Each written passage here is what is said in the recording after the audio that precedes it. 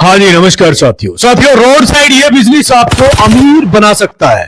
दोस्तों आज एक ऐसा बिजनेस बताने वाला हूं, यदि आप बेरोजगार हो, कम पैसे में बिजनेस शुरू करना चाहते हो तो ये वीडियो आपके लिए। अगर आप रोज मेहनत करके थक चुके हो तो ये छोटा ही सही रोड साइड बिजनेस आपको रोज अनलिमिटेड पैसा कमा सकता है। साथियों रोड साइड ये बिजनेस आपको अमीर बना सकता है, करोड़पति भी बना सकता है। ध्यान से सुनिए, बस रुकिए, आगे मैं बताऊंगा पूरी डिटेल, असली प्रॉफिट कहां से कैसे है, पूरी डिटेल बताने वाला हूं। समझिए ध्यान से। हाई डिमांड वाला बिजनेस है, हाई डिमांड वाला। ग्राहक खुद ढूंढता हुआ आपके पास आएगा, ग्राहक दौड़कर आपके पास आएगा, आपका वेट करेगा, इंतजार करेगा, 30 मिनट 40 मिनट 50 मिनट तक आपका वेट करेगा इस बिजनेस के लिए। ध्यान से सुनिए। और प्रॉफिट की बात करें तो कम से कम प्रॉफिट बता रहा हूं, 40 से 50% तक आप इससे निकाल सकते हो। ध्यान से समझिए, आगे इस वीडियो में कंप्लीट बताने वाला हूं, वीडियो का एंड तक देखिए। गांव हो या शहर हो, ये छोटा सा रोड साइड बिजनेस आपकी आमदनी बदल के रख देगा। ये यहां किराया नहीं है, बड़ा स्टाफ नहीं, फिर भी मुनाफा इतना है कि लोग हैरान रह जाते हैं। सिर्फ आपका 10 बाई 10 की जगह से थोड़ी मेहनत करके आप कमाई शुरू कर सकते हो दिन में। जिस बिजनेस को लोग छोटा समझते हैं वो सबसे ज्यादा पैसा देता है। ये वीडियो पूरा देखना और ध्यान से समझना। साथियों ये एक ऐसा बिजनेस है रोड साइड, यदि आप करना चाहते हो तो आपके जीवन को पूरा बदल सकता है। लेकिन एक चीज ध्यान से समझो, कभी भी कोई भी धंधा हो, चाहे आप करो चाहे मैं करूं, कोई भी करो, क्वालिटी कभी भी मत कम होने दो। चाहे प्रोडक्ट हो या सर्विस हो, क्वालिटी सबसे ऊपर रहे। लोग सस्ता छोड़ देंगे लेकिन खराब क्वालिटी नहीं लेंगे, ये बात ध्यान से सुन लेना। बहुत सारे लोग सस्ते के चक्कर में अपनी क्वालिटी डैमेज कर देते, खराब कर देते और उनका बिजनेस ठप होता है। और साथियों ग्राहकों से जो व्यवहार होता है, विनम्र व्यवहार, आपका बोलने का तरीका आपको आगे पहुंचाता है, ये बात समझ लेना। यदि आप में हमेशा मुस्कुराकर बात करे, समय देना, उनकी जरूरत को सुनना। और दोस्तों जब ग्राहक आपके पास आता है तो टाइम पे उनको डिलीवरी देना, सर्विस देना, वक्त पर काम पूरा करना आपकी सबसे बड़ी पहचान बनती है। देरी से काम करने वाला ग्राहक दोबारा मौका नहीं देता। वो सोचता है यार ये तो बहुत ज्यादा टाइम लगाता, बात सुनता ही नहीं है, वो नहीं आता। इसलिए ये चीजें बहुत जरूरी, इन बातों को ध्यान रखना अनिवार्य है। और मेरे भाई कोई भी धंधा करो, साफ सफाई और प्रेजेंटेशन बहुत इंपॉर्टेंट है। मेरे भाई ये रोड साइड हो या दुकान, साफ सुथरा वातावरण ग्राहक को आकर्षित करता है। लोग पहले आंख से खरीदते फिर पैसों से, लोग पहले आंखों से खरीदते फिर पैसों से, ये बात ध्यान से समझ लेना। फिक्स और क्लियर प्राइस होनी चाहिए। एक्चुअल बताइए, घुमा फिरा के बात मत करो, दाम क्लियर रखो, क्लियर लिखो, ग्राहक को भरोसा बढ़ता है। कोई छिपा हुआ चार्ज ना हो, बिल्कुल एक्स्ट्रा साफ सुथरा बोलिए उनका। ऐसा नहीं आप आधी बात छुपा रहे हो, उससे क्या है ग्राहक को विश्वास नहीं होता। और हमेशा व्यवहार ईमानदारी से करो, कमाओ कम लेकिन ईमानदार रहो, ये एक पुराना फॉर्मूला। ईमानदार बिजनेस सालों चलता है और जो बेईमानी वाला बिजनेस है कुछ दिन बाद ही फ्लॉप हो जाता है, बंद हो जाता है। ये बात हमेशा ध्यान रख लेना। हमेशा ग्राहक की छोटी छोटी बातों को ध्यान रखना बहुत जरूरी है। पानी देना, छोटा सा discount, free service, free tax या फिर फ्री टेस्टिंग, या छोटी बात ग्राहक को बहुत बड़ा इंप्रेस करती है।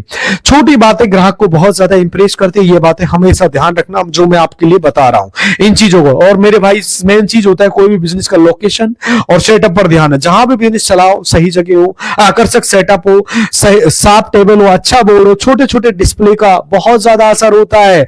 क्लियरिटी बता रहा हूं मेरे भाई। अब बात करता हूं रोड साइड ये बिजनेस आपको अमीर कैसे बना सकता है मेरे भाई। और हाई डिमांड वाला बिजनेस क्यों, ग्राहक ढूंढता हुआ क्यों आएगा, सारी डिटेल। साथियों एक चीज और मैंने आपको बताई है कि आप हमेशा अपना बिजनेस का सोशल मीडिया पर प्रचार जरूर करो। आज हर बिजनेस यूट्यूब पर, फेसबुक पे, इंस्टाग्राम पर दिखना चाहिए, इससे ग्राहक बढ़ते हैं। फ्री में मार्केटिंग होती है और ग्राहकों से फीडबैक लेना चाहिए। ग्राहकों को अपना आदमी समझ के चलो, अपना बंदा समझ के चलो और लगातार सीखते रहो और आगे बढ़ते रहो। मार्केट बदलती है, कस्टमर की पसंद बदलती है, नई चीजें सीखना ही बिजनेस को आगे लेकर जाता है। बहुत सारे लोग नई चीजें नहीं करते, उनका बिजनेस ठप हो जाता है, फेल हो जाता है। और हमेशा सीखते रहो क्योंकि ये बिजनेस रोड साइड आपको बहुत ज्यादा ठीक ठाक पैसा कमा सकता है। साथियों मेन चीज है, ग्राहक से जब वो जा रहा होता है तो एक लाइन जरूर कहे, कोई दिक्कत हो तो बताइए, हम आपके लिए तैयार हैं। ग्राहक आपकी तारीफ ही करेगा। ध्यान से सुन लेना, कोई भी प्रॉब्लम हो तो आप दोबारा बता दीजिए, ये लाइन रख लेना। कोई भी बिजनेस कर रहे हो साथियों, बहुत सारे लोग बिजनेस में गलतियां करते हैं। आप कुछ गलतियां कर रहे हो तो आपका बिजनेस पीछे जा सकता है, 2 साल 5 साल पीछे जाता है। अगर मैं आपको कुछ चीजें बता रहा हूं, ये जो चीजें मैंने बताई है, यदि ये आपने सीख ली तो आपका बिजनेस मेरे भाई 10x तक आगे बढ़ सकता है। 10x का मतलब 10 गुना ज्यादा ग्रोथ मिल सकती है आपको। ये चीजें आपने यदि बिजनेस में अपना ली दोस्तों, ये एक ऐसा बिजनेस है जो रोड साइड आप शुरू कर सकते हो। यदि आप गरीब हो, बेरोजगार हो, आप इस धंधे को शुरू कर सकते हो। दोस्तों इस बिजनेस की खासियत ये, बिना एक्सपीरियंस, कम अनुभव से भी आप इसे शुरू कर सकते हो। और अनुभव चाहिए तो 2 महीना 6 महीना कहीं जाके भी एक्सपीरियंस ले सकते हो। आप यकीन नहीं करोगे, इस रोड साइड बिजनेस में रोज की कमाई नौकरी से ज्यादा होती है। यह बिजनेस इतना आसान है कि कोई भी शुरू कर सकता है और कमाई जानकर दंग रह जाओगे, आप सपने में नहीं सोच पाओगे। कम खर्च, ज्यादा कमाई, zero risk. Road side business आपकी लाइफ को पूरा बदल सकता है। 2026 में गांव शहर हर जगह ये रोड साइड बिजनेस हिट है। कारण जानकर हैरान रह जाओगे। पूरी डिटेल्स इस वीडियो में मैंने रिसर्च की है, पूरा समझाने वाला हूं। कितना खर्च आएगा, कहां से सामान लाना है, कितना मुनाफा मिलेगा आपको, और कौन सी गलती आपको नहीं करनी चाहिए। ये पॉइंट्स आपके लिए ऐसे हैं जैसे कि रामबाण औषधि। साथियों इस दुनिया में बहुत कम लोग होते जो आपका जीवन में भला चाहते, आपको सही राह दिखा सकते हैं, सही राह दिखाना चाहते। उसमें आपके माँ बाप आते, भाई बहन आते जो आपको सही राह दिखा सकते, ये सही राह समझा सकते। उन लोगों को बहुत ध्यान से सुनना चाहिए, समझना चाहिए, ताकि आप उन चीजों को जरूर समझोगे। आपका उनसे बहुत बहुत भला होगा और आपका जीवन 4x 10x 20x मल्टीप्लाई हो जाएगा। इस वीडियो में आपको ऐसे ही बिजनेस बताने वाला हूं जो आपको बहुत ज्यादा प्रॉफिट देगा। इसमें आपको दोनों तरीके बताऊंगा, जैसे कि ऑनलाइन चाहे तो कर सकते हो और चाहे तो ऑफलाइन वाला तरीका बहुत ज्यादा चलता है। इसमें ऑनलाइन कैसे आप बेच सकते हो, आप बोलोगे तो कमेंट करोगे तो मैं बता दूंगा, और प्रोडक्ट सारी डिटेल बताऊंगा कैसे आप प्रोडक्ट को दे सकते हो। साथियों पूरी डिटेल इस वीडियो में बताने वाला हूं, सारी जानकारी इस वीडियो में बताऊंगा। एक बार इन्वेस्टमेंट करना, सच में आप बहुत ज्यादा इस क्षेत्र से मुनाफा निकाल सकते हो।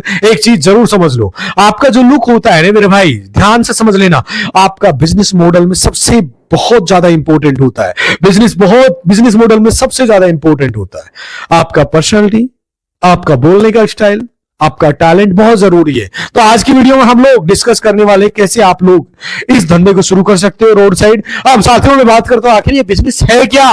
इस बिजनेस के लिए आप रोड साइड से आपको अमीर बना सकता है कि नहीं बना सकता है, वीडियो कंप्लीट देख लेना। साथियों ये जो बिजनेस है हमारा बहुत ज्यादा चलता है, गांव में शहर में हर जगह चलता है। बाकी शहर रोड साइड सबसे ज्यादा चल रहा है। रोड का ये राजा है, रोड का ये किंग बोल सकते हो। किंग मेकर का नाम सुना होगा, किंग। तो मेरे भाई ये है मेरे भाई ढाबा का, ये होता है ढाबा जो साइड में आप देख सकते हो। ढाबा का एक ऐसा बिजनेस है जो आजकल बहुत ज्यादा ग्रोथ से आगे बढ़ रहा है। आम लोग बात करने वाले ढाबा का बिजनेस आप कैसे चालू कर सकते हो। इस बिजनेस की ग्रोथ बहुत ज्यादा, आप सपने में नहीं सोच पाओगे इतना ज्यादा इससे प्रॉफिट निकाल सकते हो। हाँ दोस्तों, अगर आप भी ढाबा शुरू करने के बारे में सोच रहे हो, इस वीडियो को हम लोग डिटेल में बात करेंगे। इसमें कितना इन्वेस्टमेंट लगे, किस तरीके का रिस्क इन्वॉल्व होता है, किस तरीके का डॉक्यूमेंट चाहिए होता है, ढाबा खोलते समय हमें किन किन बातों पर ध्यान रखना चाहिए। दोस्तों वीडियो को शुरुआत करते हुए वीडियो का एंड होते अगर आपको लगता है कि वीडियो आपके लिए हेल्पफुल है तो प्लीज वीडियो को लाइक जरूर कीजिए। और आइए वीडियो को शुरुआत करते हैं। हर पॉइंट को बहुत ज्यादा रिसर्च किया है, सर्वे किया है, डीप नॉलेज इस वीडियो में बताने वाला हूं, बहुत गहराई से सर्वे किया है। दोस्तों सबसे पहले हम लोग बात करते हैं लोकेशन की। दोस्तों देखिए लोकेशन बहुत ज्यादा इंपॉर्टेंट होता है किसी भी बिजनेस के लिए। स्पेशली हम बात कर रहे हैं जब ढाबे की, और स्पेशली जब हम ढाबे की बात कर रहे हैं तो लोकेशन बहुत ज्यादा इंपॉर्टेंट होता है। आप कोशिश करना है कि आप ढाबा नेशनल हाईवे पे लीजिए, स्टेट हाईवे पे लीजिए, किसी भी ऐसी रोड पे लीजिए, या तो कोई ऐसी रोड हो जो नेशनल हाईवे स्टेट हाईवे को आपस में कनेक्ट करती हो, आपस में दोनों को जोड़ती हो, क्योंकि रोड साइड पे ये बिजनेस बहुत ज्यादा चल रहा है, पनप रहा है। सीधी सी बात है दोस्तों, जहां पे चहल पहल हो, जहां पर गाड़ियों का आना जाना हो, ट्रक्स वगैरह की फ्रीक्वेंटली आती हो, तो बेस्ट तो रहेगा। नेशनल हाईवे स्टेट हाईवे ये तो एक चीज हो गई दोस्तों।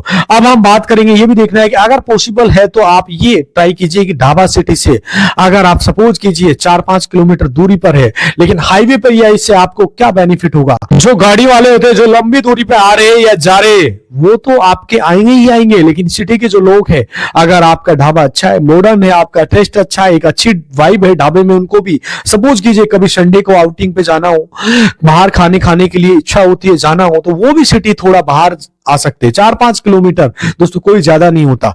आपका रेगुलर जो कस्टमर होता है वो मिलेंगे, ट्रक वाले मिलेंगे, गाड़ी वाले मिलेंगे, सिटी के भी आपको कस्टमर बन जाएंगे। तो ये आपको एक बेनिफिट होगा, इसमें पूरा फोकस करना है क्योंकि बहुत ज्यादा। दोस्तों तो दूसरा पॉइंट ये है कि देखिए ढाबा लोग सिर्फ खाना खाने के लिए नहीं आता है। जैसे मैंने आपको पहले बताया कि लोग आपकी आउटिंग के लिए भी आ रहे हैं, तो आपका ढाबे का लुक है, जो ढाबे का जो इंटीरियर है, जो एक्सटीरियर है, वो पूरा वाइब कैसा है, पूरा माहौल कैसा है, पूरा एटमॉस्फेयर कैसा है। दोस्तों ये बहुत इंपॉर्टेंट है, तो आपको ध्यान रखना है। सबसे पहले तो आपके ढाबे में दोस्तों साफ सफाई बहुत ज्यादा होनी चाहिए, क्लीननेस होना चाहिए।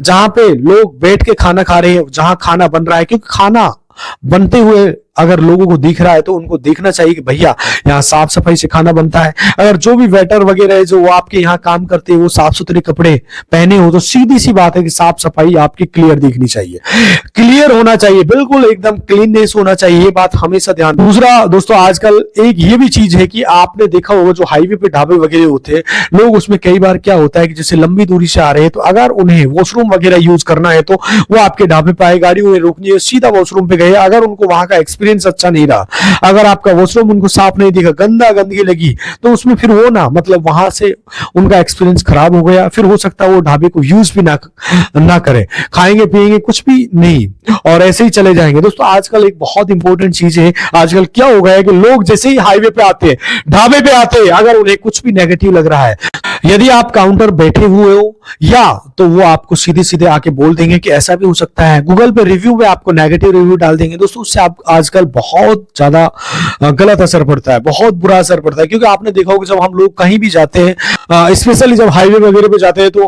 अननोन जगह पे जाते हैं जहां पर हमें नहीं पता कौन सा होटल अच्छा है, कौन सा ढाबा अच्छा है, तो हम लोग जर्नली ये देखते हैं, हम गूगल पे जाते हैं, रिव्यू चेक करते हैं, जहां हमें नेगेटिव रिव्यू दिखेगा तो हम लोग वहां पे गाड़ी रोकेंगे ही नहीं। आपको साफ सफाई का बहुत ध्यान रखना है, क्योंकि बिजनेस की जड़ होती है मेरे भाई साफ सफाई।